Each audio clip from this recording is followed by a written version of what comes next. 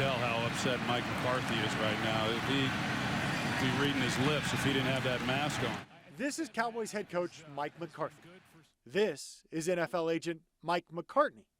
One coaches football players, the other represents football players. Philip Lindsay down the sideline. When you put them side by side, it's pretty easy to distinguish the two.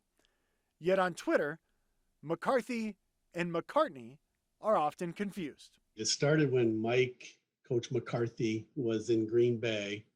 And I do remember getting a couple tweets like, do these people think I'm the coach of the Packers? Over time, it's gotten to be more than just a couple of tweets. A quick scroll through Mike McCartney's Twitter page, and you'll see it's filled with tweets intended for Mike McCarthy.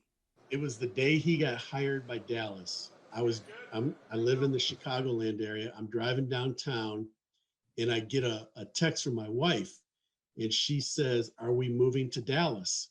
And I'm sitting at a stoplight, and I'm like, oh, I bet Mike McCarthy just got hired.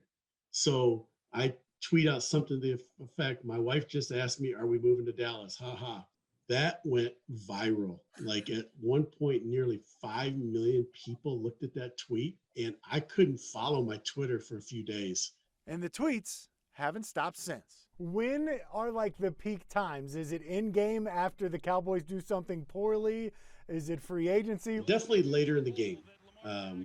Later in the game is when the Cowboys fans are frustrated and they want to take it out on their Twitter sleeves. They find me, and I've been called a lot of bad names. Are you surprised that people are still doing this and that not everybody has figured it out? After a while, it's hard to tell, but sometimes you could tell some people just don't know, and they don't know how to spell. I have a picture. I've debated this. I have a picture of Mike and I have thought about making it my profile picture.